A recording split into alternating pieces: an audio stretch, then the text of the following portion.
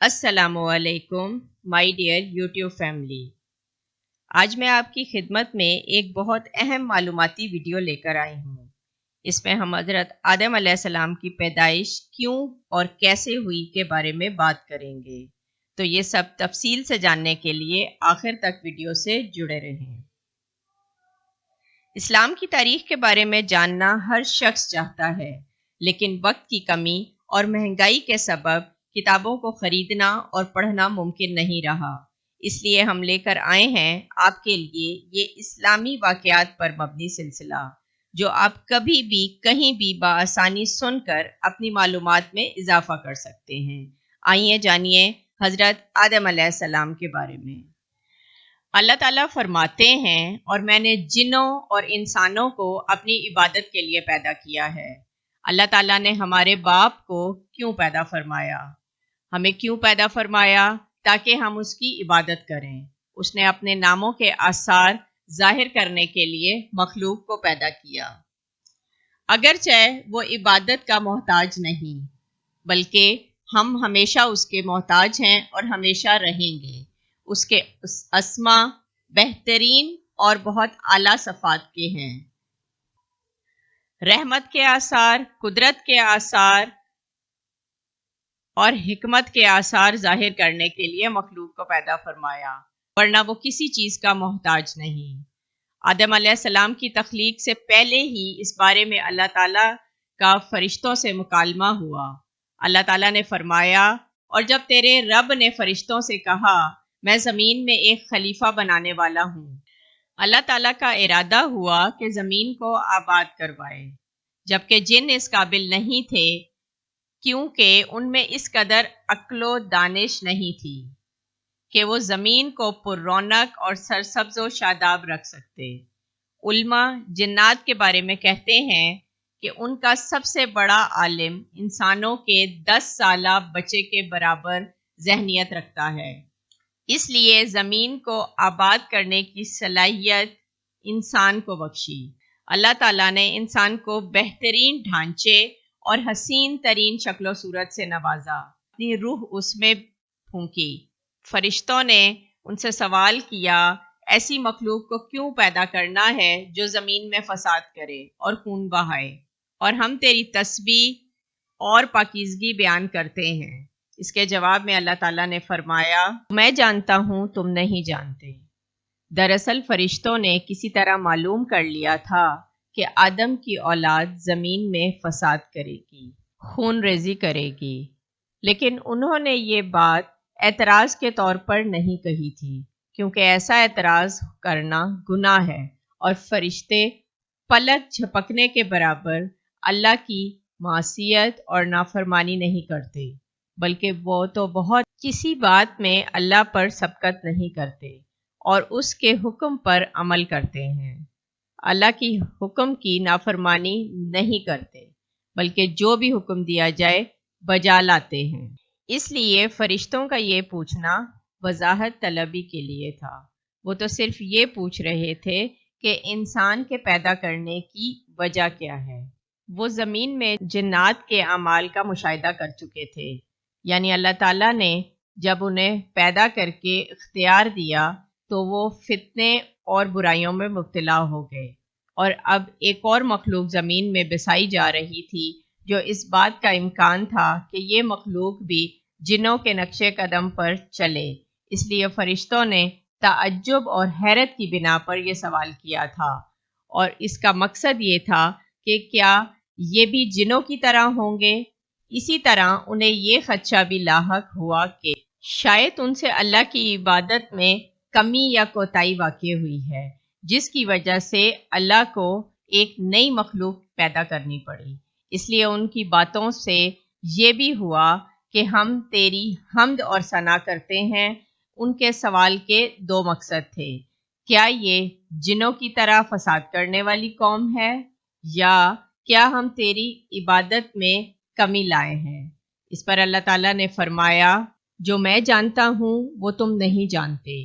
इस मौके पर फरिश्तों के जहनों में एक और बात भी आई। वो आपस में कहने लगे कि अल्लाह ताला जो भी मखलूक पैदा करेगा وہ ہم سے زیادہ معزز اور عالم نہیں ہو سکتی۔ یعنی جب فرشتوں نے باقی مخلوقات کا جائزہ لیا، مثلاً آسمان، زمین، پہاڑ، جن، چوپاہے وغیرہ کا، تو انہوں نے سوچا یہ ہم سے زیادہ مرتبے والی نہیں ہے، لہٰذا یہ مخلوق بھی پیدا ہو رہی ہے تو یہ ہم سے زیادہ مرتبہ نہیں رکھتی۔ یہ ہمارا خاص مقام ہے کہ اللہ کی تسبیح میں مصروف رہتے ہیں اور برائیوں سے محفوظ ہیں، ہر حکم بجا لاتے ہیں، اللہ کے تمام احکامات پورے کرتے ہیں، آسمان اور زمین میں اس کا حکم نافذ کرتے ہیں، اور اللہ کے نزدیک ہم سب سے زیادہ شرف والے ہیں۔ لہٰذا اگر یہ نئی مخلوق انسان پیدا ہو جائے تو کیا ہوا، ہم اس سے زیادہ معزز اور علم والے ہیں۔ بہرحال جب اللہ تعالیٰ نے آدم کو پیدا کیا تو زمین کی مٹی لانے کا فرمایا، چنانچہ اللہ تعالیٰ کے پاس مٹی لائی گئی۔ امام ترمذی، ابن حبان اور امام احمد رحمۃ اللہ علیہ نے ایک حدیث بیان کی ہے جس کے الفاظ کچھ یوں ہیں: اللہ تعالیٰ نے آدم علیہ السلام کو مٹی کی ایک مٹھی سے پیدا فرمایا۔ اس مٹی کو اللہ تعالیٰ نے پوری زمین سے اٹھوایا تھا۔ یہی وجہ ہے کہ آدم کی اولاد زمین کے لحاظ سے ظہور پذیر ہوئی، کچھ سیاہ رنگ کے ہیں تو کچھ مٹی کے رنگ کے ہیں، کچھ سفید رنگ کے ہیں اور کچھ اس کے درمیانے رنگ کے ہیں۔ اسی طرح بعض نیک ہیں، بعض خبیث ہیں اور بعض پاکیزہ قسم کے ہیں۔ انسان کی شروعات مٹی سے کی گئی، پھر اس مٹی کو پانی سے تر کیا گیا تو یہ طین بن گئی۔ اسی وجہ سے قرآن مجید کی بعض آیات میں تراب کا لفظ آیا ہے۔ تراب خشک مٹی کو کہتے ہیں، اور بعض آیات میں طین کا لفظ آیا ہے۔ طین تر اور بھیگی مٹی کو کہتے ہیں۔ اللہ تعالیٰ فرماتے ہیں آدم کو تراب سے پیدا کیا گیا۔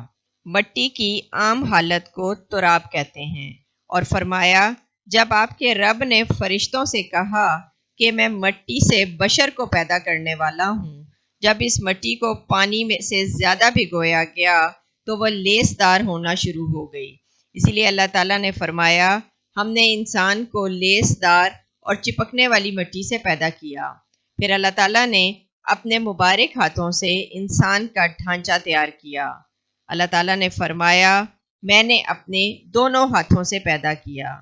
اللہ تعالیٰ نے انسان کی خلقت فرشتوں کے سپرد نہ کی، بلکہ بذات خود اسے تخلیق کے مراحل سے گزارا اور اپنے ہاتھوں سے انسان کی تصویر کشی کی۔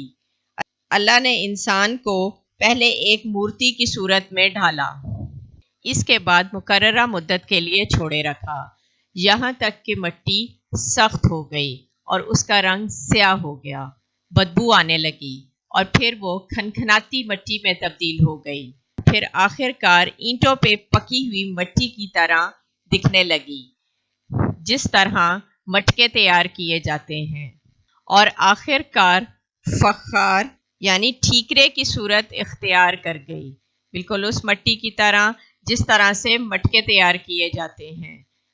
اس سیاہ مٹی کو ہماون کہتے ہیں، بدبو کو مسنون کہتے ہیں، اور کھنکتی ہوئی مٹی کو سلسال اور ٹھیکرے کی طرح کی مٹی کو الفخار کہتے ہیں۔ مختلف آیات میں یہ الفاظ وارد ہوئے ہیں، اور یقیناً ہم نے انسان کو کھنکھناتی خشک مٹی سے پیدا کیا جو کہ بدبودار اور سیاہ گارے سے خشک ہوئی تھی۔ ان تمام آیات کریمہ میں کوئی اختلاف نہیں، اس لیے بھی مختلف آیات میں انسان کو اس کی تخلیق کے مختلف مراحل کی یاد دہانی کرائی گئی ہے۔ خلاصہ کلام یہ ہوا کہ تخلیق کے عمل کا پہلا مرحلہ تراب تھا، یعنی عام حالت والی خشک مٹی، پھر طین یعنی بھیگی ہوئی مٹی، پھر لیسدار مٹی یعنی سلسال، اور پھر ٹھیکرے کی طرح کی مٹی یعنی فخار، اور یہ کام جمعے کے دن کی آخری گھڑی میں کیا گیا۔ تخلیق آدم دراصل اللہ تعالیٰ کا کرشمہ ہے۔ سب سے پہلے اور سب سے لمبے انسان حضرت آدم علیہ السلام تھے۔ امام احمد اپنے منفرد طور پر ایک روایت میں بیان کرتے ہیں کہ رسول اکرم صلی اللہ علیہ وآلہ وسلم نے حضرت آدم علیہ السلام کی لمبائی اور چوڑائی اس طرح بیان کی کہ ان کی لمبائی 60 ہاتھ یعنی 60 میٹر اور چوڑائی 7 ہاتھ بیان کی گئی۔ سبحان اللہ۔ سیدنا آدم علیہ السلام کس قدر عظیم مخلوق تھے۔ صحیح مسلم اور مستند احمد کی روایت میں ہے، اللہ نے آدم علیہ السلام کو پیدا کیا تو اسے اپنی منشا کے مطابق کچھ عرصے ڈھانچے کی صورت میں چھوڑے رکھا۔ ابلیس اس کے گرد چکر لگانے لگا۔ اس نے دیکھا کہ وہ پیٹ والا ہے۔ وہ سمجھ گیا کہ یہ مخلوق اپنے آپ پر کنٹرول نہیں کر سکے گی۔ اس حدیث سے معلوم ہوتا ہے کہ انسانوں کی طرح جنات کا پیٹ نہیں ہے، صرف انسان ایسا ہے جس کے اندر والا جسم کھوکھلا ہے۔ بہرحال اللہ نے انسان کو اس شکل و صورت اور ان مراحل کے ساتھ تخلیق فرمایا۔ اگر آپ کو ہماری ویڈیو معلوماتی لگی ہو اور پسند آئی ہو تو لائک کریں، اس سے ہمیں مزید ویڈیوز بنانے کے لیے انرجی ملتی ہے، اور یہ جاننے کے لیے کہ اس کے بعد کیا ہوا ہمارے چینل کو سبسکرائب کرنا مت بھولیں اور بیل آئیکن کو کلک کریں تاکہ ہماری اگلی آنے والی ویڈیوز کا نوٹیفیکیشن بر وقت آپ کو مل سکے اور آپ اس اسلامی معلوماتی تاریخی سلسلے میں کسی بھی ویڈیو کو دیکھنے سے محروم نہ رہ جائیں۔ شکریہ۔